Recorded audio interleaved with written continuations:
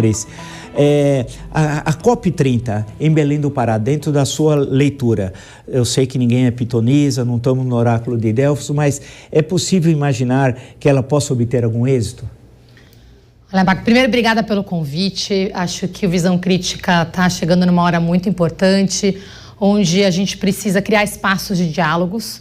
E a questão climática se polarizou muito globalmente. Então, já começo por aí. Acho que um dos desafios da COP é o momento geopolítico que a gente está vivendo, onde o tema climático virou uma pauta que faz parte de um grupo e não de outro, ao invés de ser uma questão científica urgente que deve ser debatida por toda a população, tanto pelo ângulo dos desafios como pelas oportunidades. Então, nesse sentido, a COP30 vai ser um grande desafio.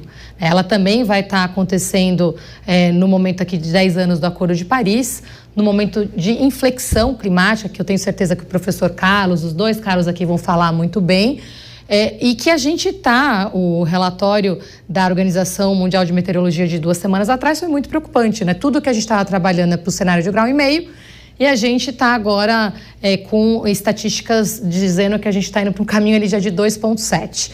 Por que eu acho, entretanto, que essa COP vai ser um sucesso? Porque a gente vai colocar o Brasil no centro do debate, as nossas florestas, o nosso legado.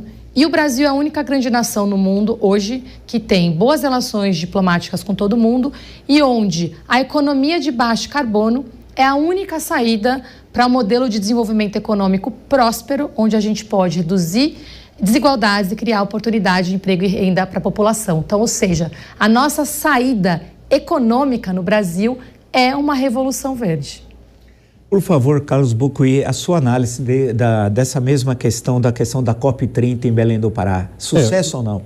O grande desafio que nós temos hoje é o impasse geopolítico global, que é extremamente complicado. Também o fato de nós estarmos inaugurando 1,55 graus no ano passado.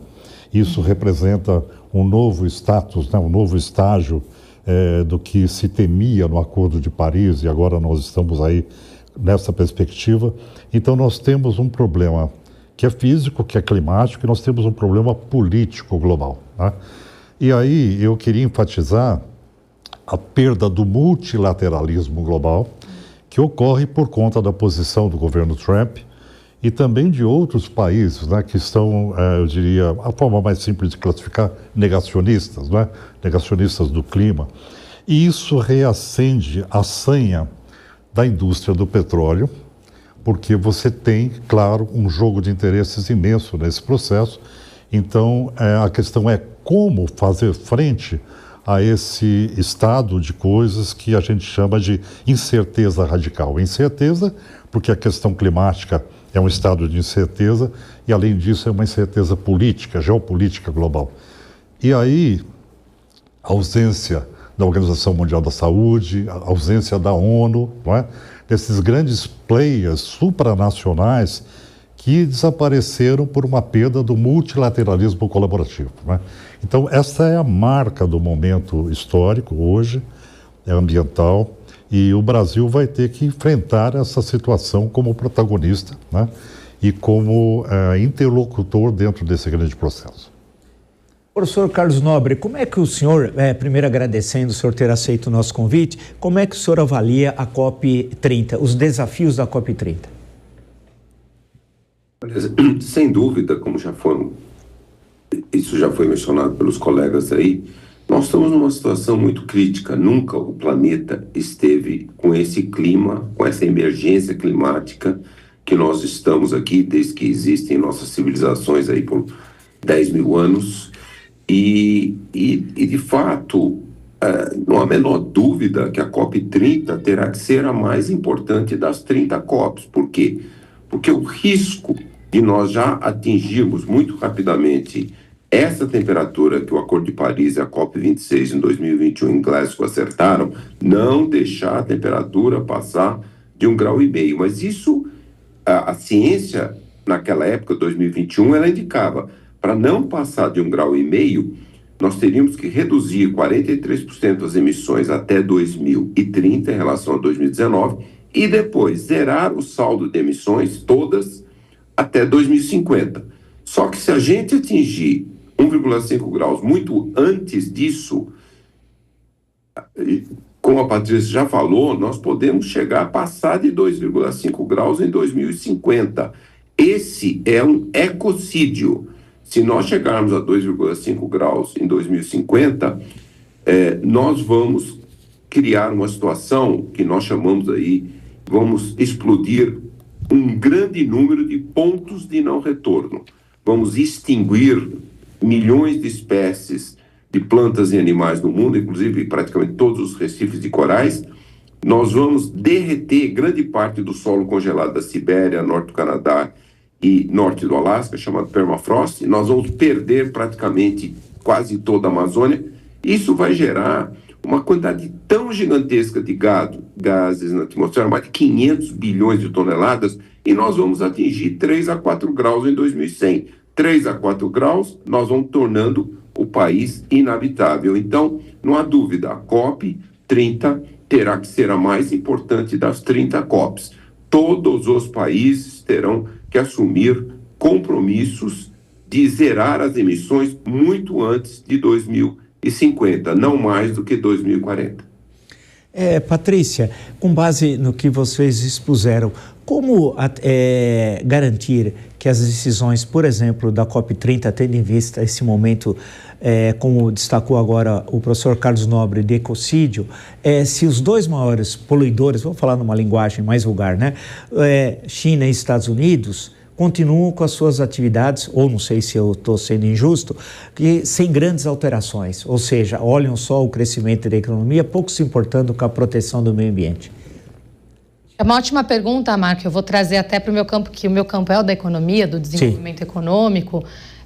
Eu acho que Estados Unidos, historicamente, nunca teve uma participação relevante nas COPs, tá? Acho que tem um ponto importante aqui. Acho que o Trump escancarou um problema grave que a gente tem aqui, que deveria ter uma participação muito mais ativa. Agora a gente está num extremo onde a palavra clima foi proibida, né, no setor empresarial, no setor público. Então a gente está, obviamente, num momento gravíssimo com relação a isso. Agora a China, eu vou te dar uma informação diferente. Hoje, o maior investidor em energia limpa do mundo tem sido a China. A China acabou ocupando esse vácuo que os Estados Unidos deixaram, né? Aqui a Europa não conseguiu também acelerar pelo ângulo da tecnologia avançada, então eles cresceram muito nisso. Agora a gente está vivendo um momento curioso, onde as grandes nações, os Estados Unidos também, tá? Depois do Inflation Reduction Act, que foi ali a política de investimento lançada pelo Biden, que inclusive beneficiou muito mais estados republicanos do que democratas, é muito difícil tirar esse investimento. Então, a transição energética está acontecendo. Infelizmente, em paralelo, o investimento em combustíveis fósseis e carvão continua acontecendo também. Então, hoje o mundo, nesse contexto geopolítico, ele está em guerra. Guerra por o quê? Alimentos, né? Segurança alimentar, energética e climática. A gente pode até não falar a palavra clima, mas as grandes nações estão sendo muito estratégicas nas decisões de procura de acesso a cadeias de valor. A gente vê em exemplos práticos, você pega o caso, por exemplo, vamos sair até do âmbito do petróleo, cacau. O cacau, 50% da produção de cacau da África vai desaparecer por questões climáticas.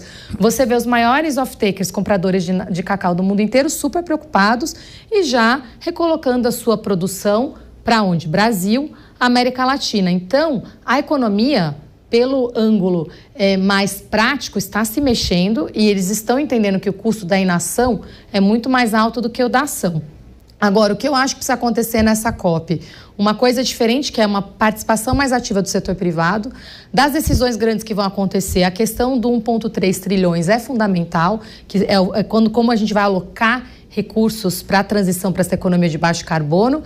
E digo mais, hoje o gap, né, a demanda, a necessidade que a gente tem de investimento não é de 1,3 tri, é de 6,5 trilhões de dólares.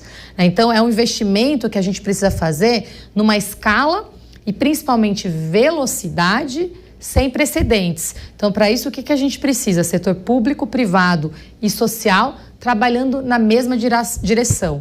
Qual que é o desafio? É o que o Carlos colocou aqui. Num contexto onde o multilateralismo está enfraquecido, é muito difícil que esses grandes consensos aconteçam numa escala muito grande. Onde eu estou otimista? Movimentos como, por exemplo, a presidência da COP encampou, Sustainable Business COP, que é trazer os negócios para dentro do debate. Movimentos também das coalizões internacionais, que são grupos específicos, Energy Transition Commission, a gente criar. E aí, por último, esse talvez, eu finalizo aqui essa minha contribuição nesse ponto, a gente garantir que o mercado de carbono sai do papel. Porque enquanto a gente cria esse nível de insegurança jurídica local e global para que esse mercado aconteça, é muito difícil que o resultado prático aconteça, e essa é uma das principais decisões dessa COP, o artigo 6.4, né, e a questão do 1,3 trilhão. Se essas decisões acontecerem, junto com uma mobilização muito maior do setor privado, aí a gente tem uma pequena chance de lidar com esse cenário que o professor Carlos descreveu.